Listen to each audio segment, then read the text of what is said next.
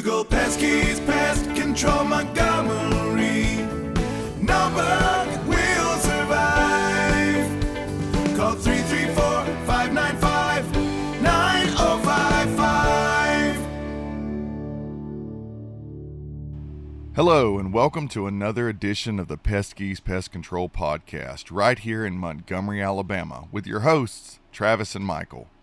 We do this podcast as a community service for the river region.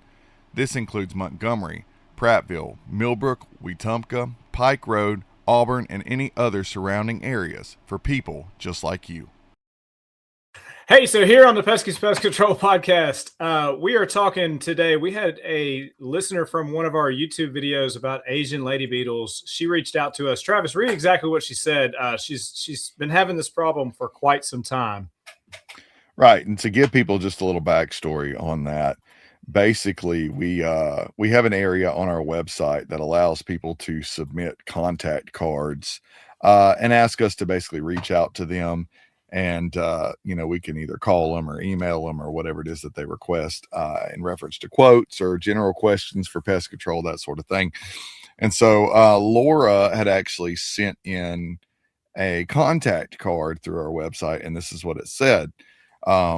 Hello, I know we're outside of your service area as we're in Georgia and you're in Alabama, but I watched your YouTube videos on Asian Lady Beetle infestations, and it was the first thing that gave us real hope. We have a home here and can't find anyone locally willing to tackle the problem. Everyone just says there's nothing that can be done. After seeing your approach, it seems like someone should be able to help. If you have any guidance, referrals in North Georgia, or even offer remote consulting, we'd truly appreciate it. Thanks so much for any direction you can provide. We're desperate. Thank you, Laura. First of all, we are flattered. Flattered that somebody reached out that far and ask about some of these problems with Asian Lady Beetles. So she sent us a ton of pictures, so we were just going to kind of go over each picture that we see and go from there. Right. So she's got the pictures that she emailed us. We've got them uploaded, and we're just going to talk through kind of one by one.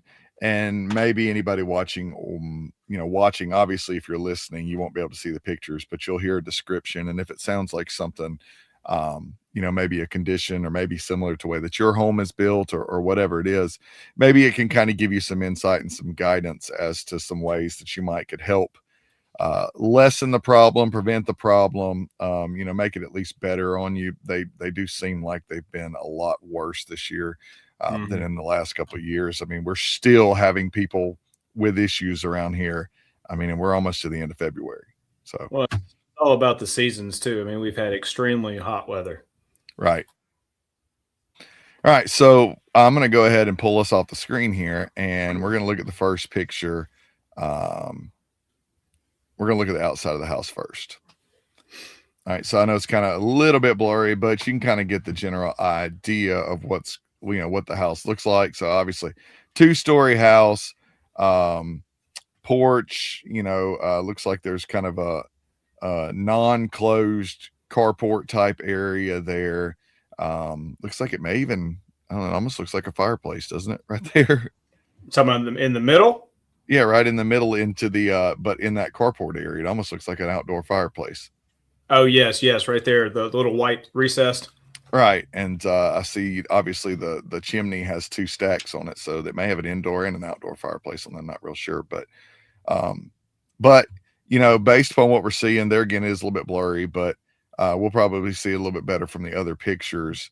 The house has wood siding. Go back to that other picture.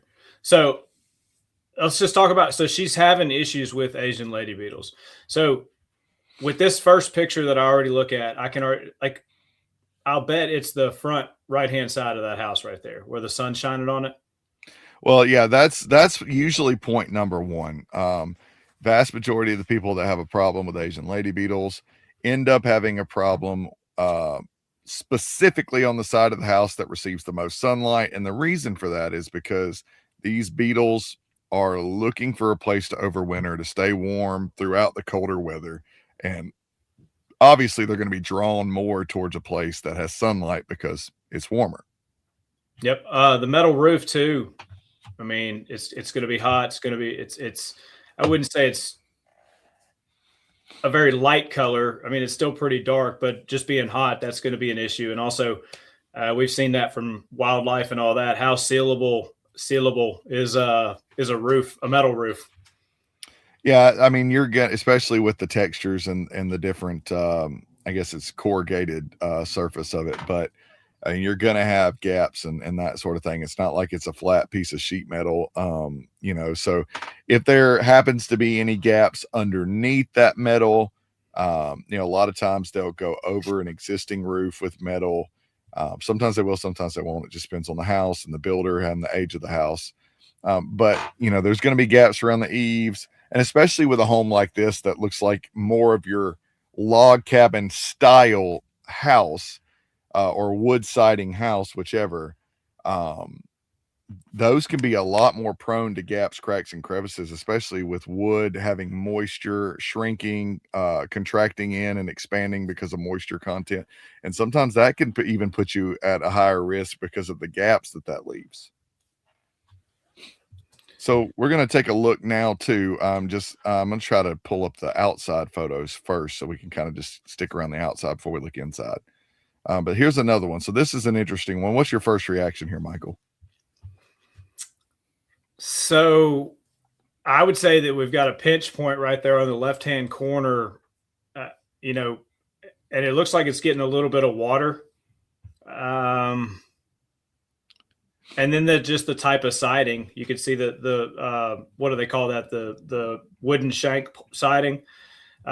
It's not going to seal really well up against that trim piece. So being the sunny side of the house, I think that's probably going to be the sunny side of the house.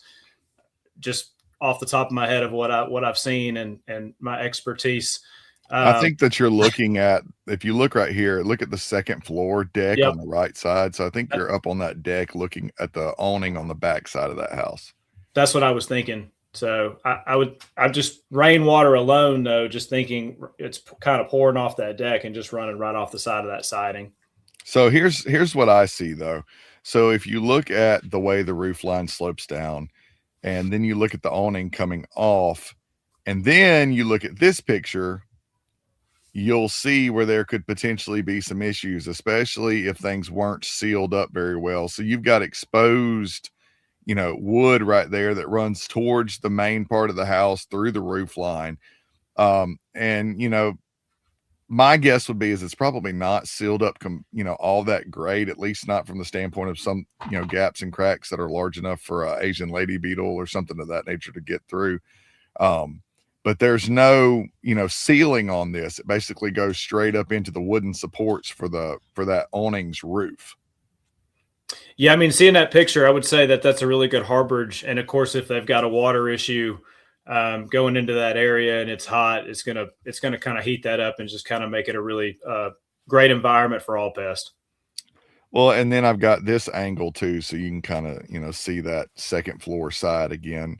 So also keep in mind too that those two sets of the double doors there, if there's gaps, cracks in the seals in the center around the doors, they're again assuming if this is the sunny side of the house or the typical sunny side of the house, that might be a reason why they could be worse in that second floor room. And then of course, the bigger the window, the more heat and light it's going to let in. And if you have Asian lady beetles inside your home, they're going to be drawn towards those specific areas. So, like I said, if this is sunny side of the house, especially coupled with the potential for there to be some access points right there where the awning goes into the roof line, I could certainly see where that could be a hot spot for Asian lady beetles in that area. Well, and look at the color of the house. The whole color is brown, except for that one area is a really light color. So, right. So far, anyway. All right. So those are the only pictures that I have of the outside of the house. But now we're gonna transition over into the inside, and we can kind of talk about some of the other factors too. Because, for example, in my house, I do get an occasional Asian lady beetle. I mean, I might at most in a room see 2 or 3 at a time. but I also have sheetrock. But if you had, for example, ceilings that, let's see, that's not the one like this, you might be a little more prone to seeing Asian lady beetles. And the reason being is because sheetrock, goes from floor to ceiling, across the ceiling. All the edges are really well sealed, taped, mudded, painted. But, if you have tongue and groove or some type of wooden ceiling or something like that, obviously there's gaps, cracks, and crevices. Mm-hmm. Well, and just judging by what I'm seeing here, it's probably a pretty tight attic space. Right. It could be that vaulted portion. I'm not exactly sure which room that's in, but that vaulted ceiling may not really have an attic space at all. And also, you've got, I'm not sure if that's real brick or if that's like a brick textured, finish of some sort. But, right there where the ceiling meets the brick, I mean, a lot of times, obviously you've got a little piece of trim or quarter round right there, but you still have gaps because nothing's going to really sit flush up against brick much of the time either. No, you're right about that, as well as the window. They look like they're wooden windows. So I have wooden windows at my house, and, out of all of the windows, I would say those are the least sealed. Right. And this is just there again, another view of that same room, but, a little bit lower. So that's the room with the light wooding on the other side. I'll bet that's the area that she's having the most issue. Yeah. And then if we look, you see there again, vaulted ceiling, Mm-hmm. definitely the same texture on the ceiling throughout looks like I said, almost looks like tongue and groove or something of that nature. And it's very, pleasing to the eye. However, there's, obviously gaps and things that you can see through that. So, moving on to what looks like possibly a closet. So it looks like there's almost maybe shiplap or something like that on the wall there again, good bit of gaps, cracks and crevices for them to come through and hide on. And I can't remember how old she said the house was. All right. And it could be older. However, looks like there's a lot of updated, recess lights and things of that nature. So Right. either it's just been made to look that way, or, there's been updates throughout since they've been there. All right. So here's yet another room. There again, we've got the wood and not sheetrock, but we've got, the wood on the walls, gaps, cracks, crevices. Moisture causes wood to contract and swell depending upon the moisture content. And I mean, people probably have seen it. I see it at my own house sometimes when the humidity increases here in Alabama. I have one door in our bedroom that leads to the master bathroom, and the door doesn't want to close very good because of the moisture content causes the wood in the door to swell a little bit. So it honestly catches. Some days it catches, and then when the moisture content and the humidity is low, it doesn't catch at all, closes just as simple as it should. Right. Well, and like we were just talking about the wooden windows. I like how you just talked about the expanding and contracting, because the wooden windows do the same thing, and they're just not going to seal it properly. So just looking at that right there, and then that other room that you had shown before, that room is going to heat, not that room, the other one, that one right there, that room's going to heat up really, really well. And it's going to be hard to control hot and cold compared to a larger attic space or something like that. Right. And so moving on to the next one, this looks like it's probably in the kitchen or something like that. Like I said, same throughout, same wood on the walls. That actually, let's see, that window actually looks like it's just one whole rectangular window. It doesn't look like there's a center portion, or I don't even know if that one opens. It doesn't look like it does. It might. What a view, though. All right. Absolutely. It's beautiful. You see right here, double doors, big thing about double doors being, and I kind of mentioned this earlier, is that if you have your door seals that go down the center, if the door does not sit flush with the frame, you can have a lot of different entry points or possible access points through that. So that's not out of the realm of possibilities either. Yeah, it can be something as simple. I went to a customer's house the other day. We had gotten rid of about, I'd say 85% of his issue, and went back, and his seals on his windows they had cut them just a little bit too short, and just something that small, those little guys can slide right on in. Right. It doesn't take a very big gap. And then this is just the same kind of a different view of that, what looks like the master bedroom maybe, but there again, you got a fireplace. And it looks like it runs all the way up above that TV. So, it might be a true fireplace as opposed to an insert. I would assume it probably is a true fireplace if it's got a chimney like it does on the outside of the house. And they can come down those as well. You and I, Michael, have both seen an older house that we treated. The one actually in the YouTube video that Laura references had just hundreds and hundreds of Asian Lady Beetles laying at the base of the fireplace. Yeah, her home was, I would say, older than this home, but just looking at the home, and tell me how you feel, but do you think that this home is treatable? Absolutely. So that's why I feel like in a sense where you get people who run a pest control company or operate a pest control company or even just work for one, and they get these questions where it's like, okay, can we treat this? Can we do anything with this? I don't feel like in the pest control world that there should be many times when the answer is no. And here's why. Because even if we couldn't go as far in treatment with Laura's house as we did with the other house that we did the YouTube video on, there's still plenty that can be done.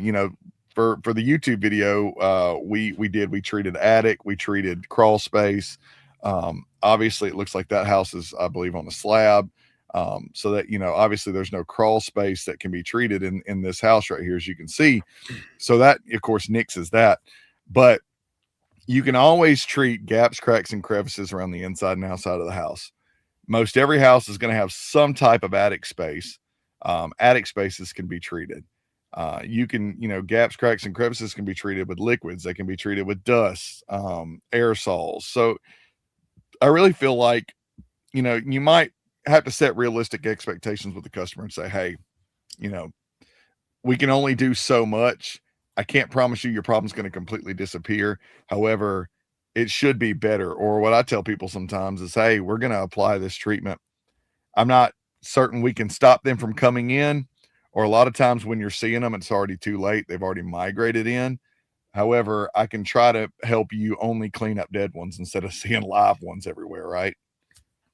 Well, I mean, you're trying 95% reduction is what we like to say, because it's a flying insect, right? It can fly from house to house, and they are extremely persistent. Yeah, they are. Them, and the other one that goes hand in hand with them is stink bugs. Stink bugs will typically be occupying a house just like Asian Lady Beetles would. And there again, they're looking for a place to overwinter. They're looking for a place to stay warm during the colder temperatures. So let's talk a little bit about specifically, treating this house. So if we go back to this, if you're going to treat the house for Laura and try to help her out here, how do you think you'd start on the outside of this house right here, Michael? So, I mean, first thing is we're going to get the consultation. I mean, that's going to be our most important. So, being in Georgia, this is kind of why we're doing this, but speak to her about where she's seeing them the most. Like I said, we had talked about that right-hand side of the property, or the right-hand side of the house. We'd go inside. I'd assess if I could get in the crawl space. I kind of feel like there might be a way to get in there. It'd be great to get some dust in there, get that whole area treated. And when I say treated, not the whole entire attic, just around the eaves to those entry points where those pests can get in. Then on the inside, we're going to treat around the windows, cracks and crevices, getting kind of a good barrier around there. Yeah, so that's perfect. So, getting an aerosol in between those cracks and crevices, that's going to leave us a really good residual, as well as killing those little guys on contact. Right. And they're going to typically, once they make entry into the house, they're going to typically want to go towards a window. And that's because it's obviously warmer. If sunlight's coming through, there's light outside. So a lot of times they think they're going towards daylight when in fact they're just, stuck behind a glass window. So typically, if you're seeing them in your house, eventually at some point they will wind up in your windowsill or your window frame. Oh, 100%. Well, and then, I mean, it's always good to treat, obviously, the highest areas where they're coming in. Those beautiful doors right there are very large entry points. Garage doors are always really good spots. Just looking at that window right there, it also looks like it's on the sunny side and it's pretty low grade. So that'd be a really good entry point for them. So again, treating around the base of the home as well. Yeah, and just going back to this, so now that we've kind of looked through the photos, it's kind of obvious that there's probably not much of an attic space, like you said, above that second floor that comes to that balcony right there, just because it looks like that might be the master bedroom with the vaulted ceiling. So as you can see, if we swap over to this picture, I believe that's what we're looking at right there. So well, I see a gable. If you look at that picture from the outside. Right. That's what I was going to say. If you look at the picture to the left side of this picture, there is a gable vent. It looks like at the very top. So I do think some of it looks like has an attic space. I just don't feel like with the vaulted ceiling on the right side, it's probably got much of an attic space at all because it looks like it matches the same pitch of the roof and all that. So at a minimum, you could at least apply some treatment to this attic space. And around the exterior, if there are gaps, cracks, crevices around the doors and windows, you certainly could treat around those. Even right there where the air conditioner unit is, you're talking about where the lines go and enter the house. I mean, there's a gap usually around there that's sometimes not very well sealed up. So, like I said, I think it's very dismissive for a company to, to say, hey, there's nothing we can do. You're just going to have to live with them. I really do feel like there is some relief that could be sought here and gained here at this customer's property. Well, and then just on the exterior treatment, treating around the windows, treating around the eaves, treating around the walls, treating around the sunny side of the house, following the label. It's a spot treatment. It's a perimeter treatment. You have to follow the label, but the label doesn't say that a spot can be, to the top of the house or to the bottom of the house. It's still a spot. Right. And like I said, I don't know how many pest control companies are in North Georgia. Surely there's one of them out there that could knock a dent in them or at least try to help the customer find some relief. It reminds me a lot of one of the houses that I have down here in my neck of the woods in the Montgomery area. And, the customer, the wife is actually allergic to them. And what, if some people may not know, the Asian Lady Beetles actually can bite. Yes, they can.